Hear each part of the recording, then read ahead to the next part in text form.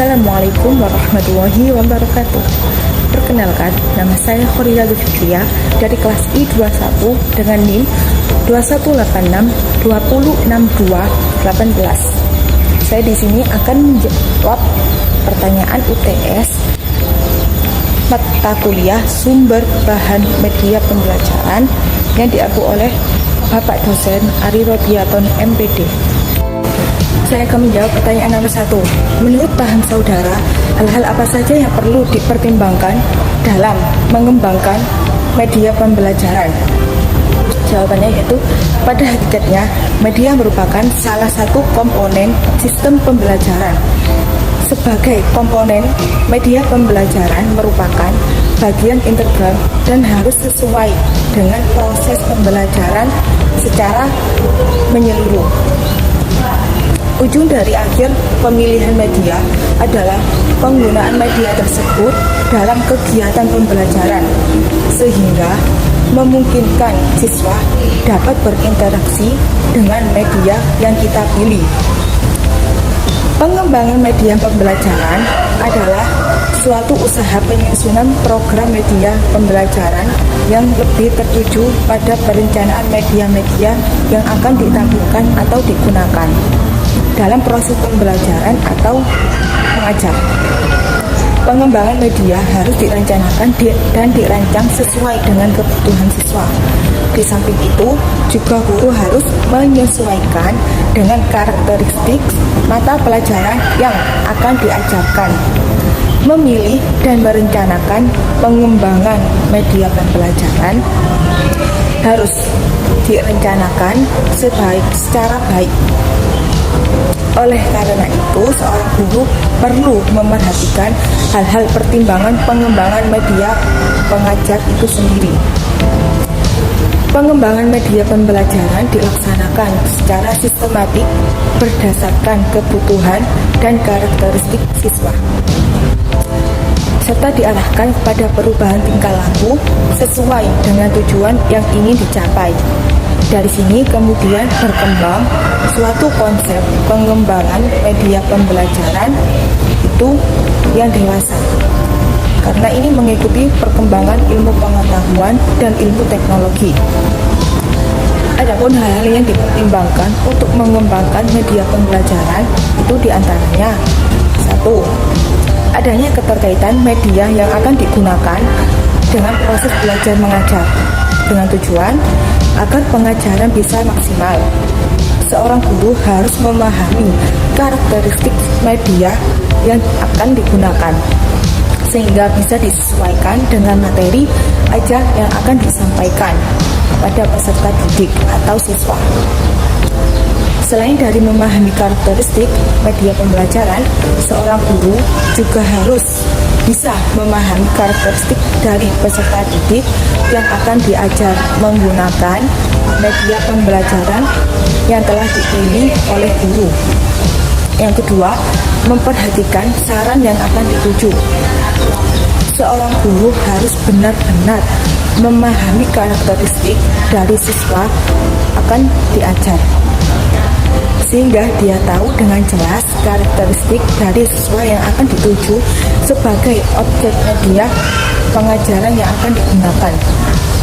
Seorang guru dituntut untuk memahami tingkat kepahaman siswa terhadap yang telah disampaikan, sehingga sasaran yang akan dituju yaitu siswa bisa menerima dan dapat memanfaatkan media.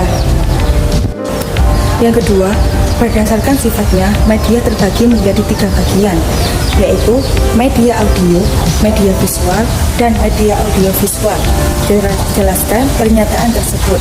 Saya menjawab, pengertian media sendiri yaitu media merupakan alat yang dapat membantu dalam memerlukan aktivitas, yang dimana sifatnya dapat mempermudah bagi siapa saja yang memanfaatkannya. Secara lebih khusus, pengertian media dalam proses mengajar cenderung diartikan sebagai alat-alat grafis, fotografis, atau elektronis untuk menangkap, memproses, dan menyusun kembali informasi visual atau verbal. Dalam aktivitas pembelajaran, media dapat didefinisikan sebagai suatu yang dapat dijadikan sarana penyaluran komunikasi dan pesan dalam kegiatan belajar mengajar. Media merupakan sesuatu yang sangat baik dan bermanfaat, di mana sebagai sesuatu yang bisa menjadi penghubung komunikasi antara guru dan siswa. Pengertian media masih sering dicaukan dengan peralatan media atau bahan adalah perangkat lunak berisi pesan atau informasi pendidikan, biasanya disajikan dengan menggunakan peralatan. Sedangkan peralatan atau perangkat keras sendiri merupakan sarana untuk menampilkan pesan yang terkandung pada media tersebut. Bentuk klasifikasi media adalah alat bantu yang digunakan oleh pendidik yang dijelaskan dengan mata pelajaran dan peserta didik dapat memahami pelajaran agar proses pembelajaran berjalan lancar dan menarik. Minat belajar para siswa, guru harus kreatif dalam memilih dan menggunakan media pembelajaran yang sesuai dengan konteks materi yang akan diajarkannya.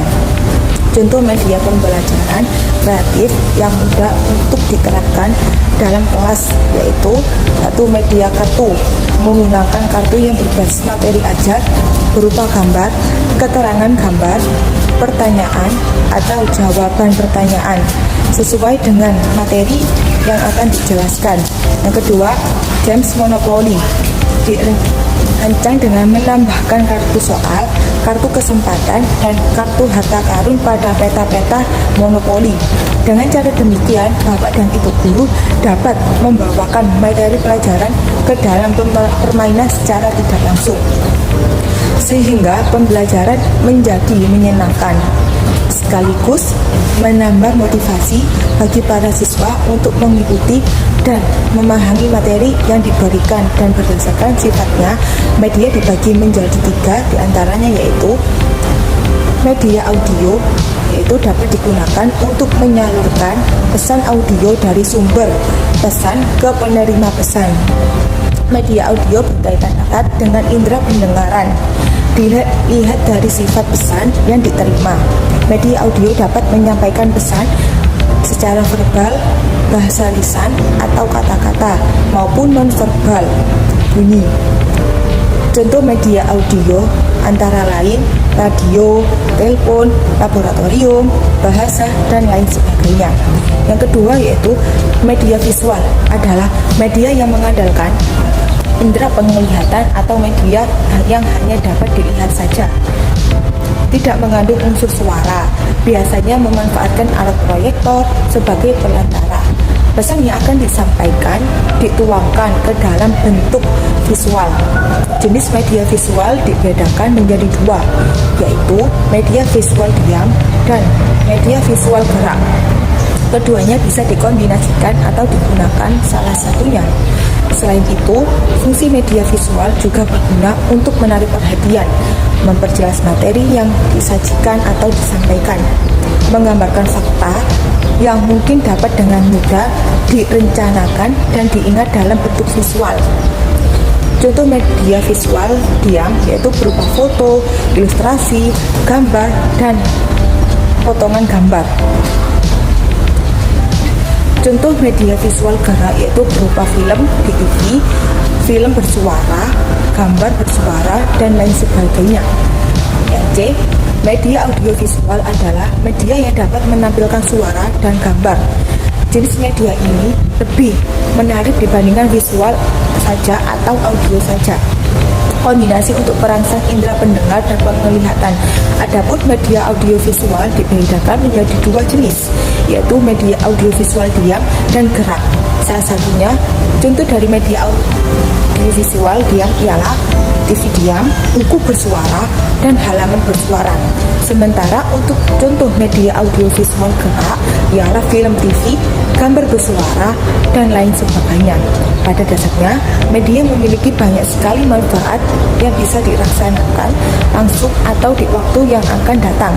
Akan tetapi, manfaat utama dalam media adalah bisa meningkatkan hubungan komunikasi antara individu yang satu dengan yang lainnya. Yang ketiga yaitu sejauh mana pemahaman saudara tentang sumber belajar, media belajar, serta cara ujar. Yang pertama yaitu sumber belajar merupakan berbagai atau sumber baik yang berupa data, orang, metode, media, tempat berlangsungnya pembelajaran yang digunakan oleh peserta didik demi memudahkan dalam belajar dan sebagai suatu sumber tersendiri atau dalam kombinasi untuk memperlancar belajar. Dalam hal ini, sumber belajar meliputi pesan, orang, material, alat, teknik, dan lingkungan. Sumber belajar bahan berubah menjadi komponen sistem instruksional. Apabila sumber belajar itu diatur sebelum didesain dan dipilih lalu dikombinasikan menjadi suatu sistem instruksional yang lengkap, sehingga berdampak pada pembelajaran yang bertujuan dan terkontrol. Tiap-tiap sumber belajar tersebut harus berintegrasi dengan siswa bila menginginkan kualitas dan hasil belajar yang optimal. Sebab unsur sumber-sumber belajar itu merupakan komponen usaha yang dapat mendukung proses belajar dalam rangka mencapai tujuan pembelajaran yang optimal. Maka perlu kiranya ada organisasi pengelolaannya dan mengingat kenyataan yang ada bahwa keterbatasan dana dan tenaga yang mendukung sumber-sumber belajar itu juga dipandang perlu karena suatu strategi pengelolaan yang efektif dan efisien. Jika kita ditinjau dari pemanfaatannya, sumber belajar terbagi menjadi dua, yaitu sumber belajar yang didesain dan sumber belajar yang ingin dipakai atau dimanfaatkan. Pertama, sumber belajar yang didesain merupakan sumber-sumber belajar yang secara khusus dikembangkan sebagai komponen sistem instruksional yang diharapkan dapat membantu kemudahan kegiatan belajar yang bersifat formal ataupun non formal dan mencapai tujuan tertentu. Dengan demikian, sumber belajar jenis ini harus dianalisis, direncanakan, dan kemudian baru dikembangkan sesuai dengan kebutuhan, tujuan, dan materi serta karakteristik siswa belajar agar hasilnya benar-benar dapat memudahkan belajar.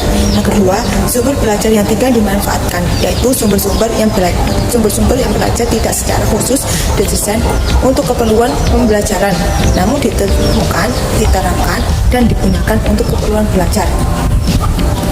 Yang B, media belajar merupakan salah satu metode atau alat yang digunakan dalam kegiatan proses belajar mengajar. Hal ini untuk merangsang pola belajar, mendukung keberhasilan proses belajar mengajar, dan memungkinkan kegiatan belajar mengajar dapat mencapai tujuan secara efektif. Dan media apabila dipahami secara garis besar adalah manusia, materi, atau kejadian yang membangun kondisi yang membuat siswa mampu memperoleh pengetahuan, keterampilan, dan sikap. Adapun ciri-ciri umum yang terkandung dalam batasan media sebagai berikut. 1. Media pendidikan memiliki pengertian fisik yang dapat dilihat, diaba, dan didengar dengan panca indera.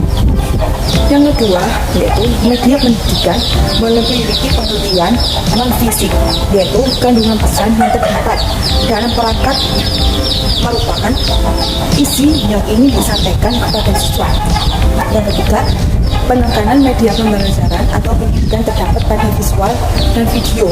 Yang keempat, media pendidikan dapat diartikan sebagai alat bantu proses belajar. Yang kelima, media pendidikan digunakan dalam rangka komunikasi dan interaksi antara pendidik dan peserta didik. Yang keenam, media pendidikan dapat digunakan secara massal. Media pembelajaran secara khusus dipergunakan dalam proses pembelajaran untuk mencapai tujuan atau kompetensi tertentu yang telah dirumuskan.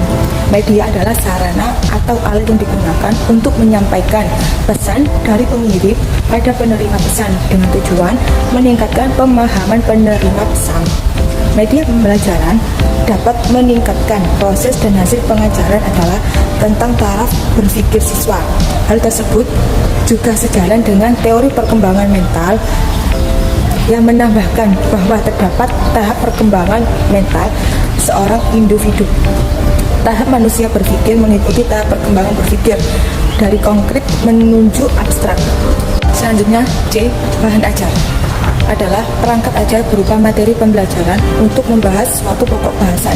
Dapat berupa cetak seperti artikel, komik, maupun non-cetak seperti audio dan video. Bahan ajar direncanakan untuk menjadi alat bantu dalam pembelajaran terkait topik atau materi tertentu.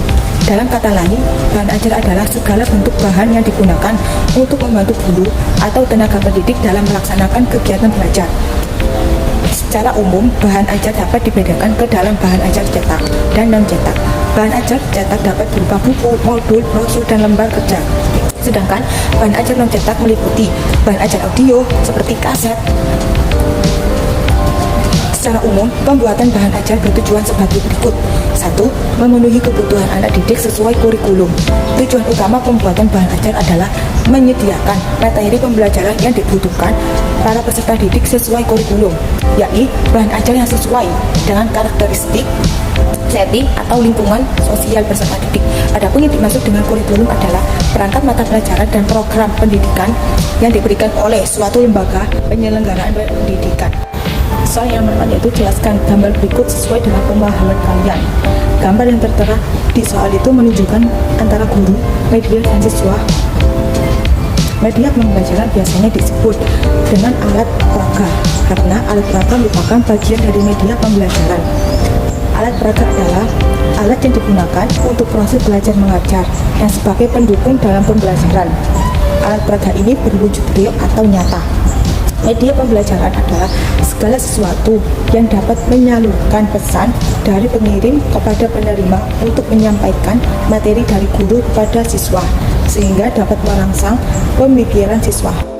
Media pembelajaran yang wujudnya real atau nyata dapat disebut juga dengan alat peraga. Melalui media, pesan dapat disampaikan guru kepada siswa dengan menggunakan bantuan metode pembelajaran, sehingga tujuan pembelajaran dapat tercapai. Pembelajaran itu merupakan suatu kegiatan yang melibatkan seseorang untuk memperoleh pengetahuan, keterampilan, atau nilai-nilai positif dengan memanfaatkan berbagai sumber belajar. Pembelajaran melibatkan dua pihak, yaitu siswa sebagai pembelajar dan guru sebagai fasilitator. Oleh karena proses pembelajaran merupakan proses komunikasi antara guru dengan siswa. Keberhasilan komunikasi sangat tergantung pada saluran komunikasi. Saluran komunikasi ini merupakan media komunikasi. Dengan demikian, keberhasilan pembelajaran juga ditentukan dengan menggunakan media pembelajaran. Pengertian guru tersendiri yaitu guru sebagai sumber belajar, maka gurulah yang menjadi tempat peserta didik menggali atau mengambil pelajaran. Guru menjadi penentu keberhasilan tujuan pembelajaran untuk mencapai tujuan pembelajaran secara maksimal. Peran guru sangat penting. Guru diharapkan memilih cara atau model mengajar yang baik dan mampu memilih media pembelajaran yang tepat sebelum melakukan pembelajaran. Seorang guru harus merencanakannya secara baik. Pengertian media tersendiri yaitu dapat dikatakan segala sesuatu yang dapat digunakan untuk menyampaikan atau menyalurkan materi dari guru secara terencana sehingga siswa dapat belajar efektif. Sedangkan pengertian siswa tersendiri yaitu anggota masyarakat yang berusaha mengembangkan diri dengan cara pembelajaran baik pada jalur pendidikan formal maupun non-formal. Adapun peran siswa dalam pembelajaran, siswa adalah salah satu kelompok warga negara yang berperan dan bertugas untuk mengisi kemerdekaan. Pelajar menjadi bagian dari pemuda bangsa yang menjadi penerus bangsa Indonesia. Sebagai generasi penerus, pelajar dituntut untuk bekerja keras dan belajar dengan giat demi meningkatkan kualitas dirinya. Secara umum, fungsi media dalam proses pembelajaran yaitu 1. Memperjelas agar tidak terlalu verbalitas. 2. Mengatasi keterbatasan ruang, waktu, tenaga, dan daya indera. Yang ketiga, menimbulkan gairah belajar, interaksi lebih langsung antara murid dengan sumber belajar. Yang keempat, memungkinkan anak belajar mandiri sesuai dengan bakat dan kemampuan visual auditorik. Dan kelima, memberikan rangsangan yang sama, mempersamakan pengalaman dan menimbulkan persepsi yang sama. Sedangkan manfaat yang dapat diperoleh dalam menggunakan media pembelajaran dalam proses belajar yaitu 1. Menjadikan penyampaian pesan pembelajaran dapat lebih terstandar. Yang kedua, membuat pembelajaran dapat lebih menarik. Yang ketiga, dapat mendorong pembelajaran menjadi lebih interaktif. 4. Dapat menghemat waktu pembelajaran. 5. Dapat meningkatkan kualitas pembelajaran. Yang keenam, menjadikan proses pembelajaran dapat berlangsung kapanpun dan dimanapun diperlukan. Media pembelajaran ini juga memiliki nilai dan manfaat, diantaranya 1. Membuat konkret konsep-konsep yang abstrak. Konsep-konsep yang dirasakan masih bersifat abstrak dan sulit dijelaskan secara langsung kepada siswa. Bisa dikontrolkan atau disederhanakan melalui pemanfaatan media pembelajaran. Misal untuk menjelaskan arus listrik, medan magnet, hembusan angin, kerja jantung, dan lain sebagainya. Maka dapat dipergunakan media gambar atau media simulasi berbantuan komputer. Yang kedua, menampilkan objek yang terlalu besar atau kecil. Misalnya, guru akan menyampaikan gambaran mengenai sebuah kapal laut, pesawat udara, pasar, candi, matahari, dan sebagainya. Atau menampilkan objek-objek yang terlalu kecil seperti bakteri, virus, atom, elektronik, atau hewan yang kecil, dan lain sebagainya. Tentu guru akan kesulitan untuk memperlihatkan langsung bendanya dalam kelas. Untuk mengatasinya, guru dapat menggunakan media belajar bantuan komputer, baik dengan menggunakan gambar maupun video atau yang lainnya. Oke, sebelum saya mengakhiri video ini, izinkan saya untuk mereview background video yang saya gunakan atau lingkungan di sekitar rumah saya. Jadi, ini tuh jalan arah ke rumah saya, tapi ini bukan jalan umum. Ini tuh jalan alternatif ketika jalan umumnya itu ditutup karena ada kegiatan. Dan ini rumah saya yang letaknya ada di Desa Karangan, Wonosari, Kecamatan Ngempol. Itulah tadi review lingkungan di sekitar tempat tinggal saya. Jadi wajar jika dalam pembuatan video tadi ada suara ayam, suara samar-samar orang berbicara, dan lain sebagainya. Karena memang tempat tinggal saya ini masih daerah pedesaan. Kepada Bapak Dosen Ari Robianto, saya mohon maaf yang sebesar-besarnya karena dalam pembuatan video jawaban UTS ini masih banyak kekurangannya. Wassalamualaikum warahmatullahi wabarakatuh.